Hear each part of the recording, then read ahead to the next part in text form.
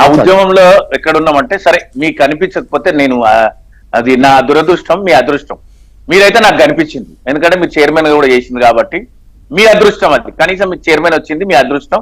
మీకు MLA ticket రాలే, మీరు వెళ్ళిపోయింది, అంతవరకు ఓకే. అయితే ఇప్పుడు ఏమంటే ఆ రోజు ప్రభుత్వంలో అవినీతి జరుగుతుందని ఇదే బీజేపీ పార్టీ, కాంగ్రెస్ పార్టీ 10 సంవత్సరాలు రోజు మాట్లాడింది.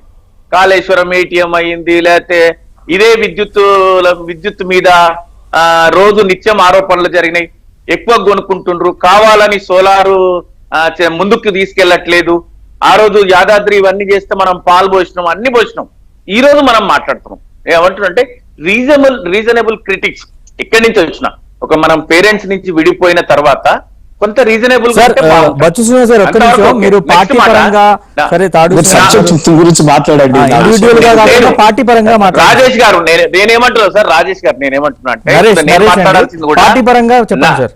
అంటే నరేష్ గారు మేమేం మాట్లాడాల్సింది అంటే మేము మాట్లాడాల్సింది కూడా తాడూరు శ్రీనివాస్ గారే మాట్లాడింది. ఏమనంటే ఇప్పుడు ఆయన ఒక ఆరోపణ చేసినప్పుడు ఎవరు కేటీఆర్ గారు బయటికి వచ్చి ప్రెస్ మీట్ పెట్టి అవును ఇది అరవింద్ కుమార్ గారు ఈ ఫైల్ మీద నోట్ ఫైల్ తయారు చేసి నేను సంతకం పెట్టిస్తేనే ఈ నిధులు విడుదల చేసినాము, దీనిపైన ఏ విధమైనటువంటి నాకు యాజ్ ఏ మంత్రిగా ముఖ్యమంత్రి గారు చైర్మన్, నేను వైస్ చైర్మన్ గా ఉన్నా ఉడాకి నేను రిలీజ్ చేసే అధికారం నాకుంది అని ఆయన చెప్పడము, ఆయనకు అట్లాంటి అధికారం లేదు అని ఆయన పరే చర్య తీసుకోవడానికి గవర్నర్ అనుమతి కావాలని కాంగ్రెస్ పార్టీ వెళ్ళి అది ప్రభుత్వం గవర్నర్ గారి అనుమతికి వెళ్ళడము, ఈరోజు గవర్నర్ గారి అనుమతి రావడము, ఎలాంటి చర్యకైనా నేను సిద్ధమే.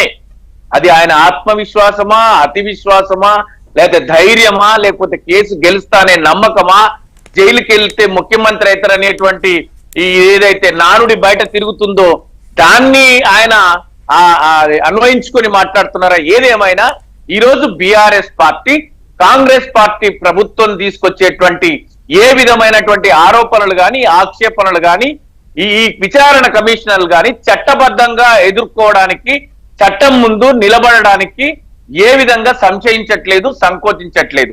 అల్టిమేట్ గా ప్రభుత్వ ఆరోపణలన్నీ చట్టబద్ధంగా ఈ ప్రభుత్వం ఎదుర్కొంటది. నిజంగా తప్పు చేసి దోషులైతే ఆ దోషిత్వానికి ఎవ్వరు కూడా అతీతులు కాదు. కేసీఆర్ గారు కాదు, లేకపోతే ఇంకెవరు కాదు. ఆ రోజు ఇందిరాగాంధీ గారిని జైల్లో పెట్టిండ్రు. నిన్న మొన్న నేషనల్ హెరాల్డ్ కేసులో సోనియా గాంధీ గారిని ఈడీ ముందల 8 గంటలు నిలబెట్టిండ్రు. అనేక 30,000 కేసులు భారతీయ జనతా పార్టీ అన్యాయంగా మనీ లాండరింగ్, ఈడీ, ఐటీ పేరిట చేసిందని అనేక కోర్టులు మొట్టికాయలు వేసినాయి.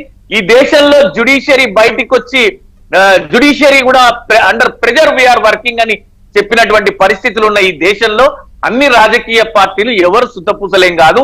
వ్యక్తిగత ప్రయోజనాల కోసం, వ్యవస్థలో తమ ఆధిపత్యం కోసం, ప్రభుత్వాలను నడిపించడం కోసం, తమ ప్రభుత్వమే కొనసాగడం కోసం చేసేటువంటి ఈ సందర్భాలలో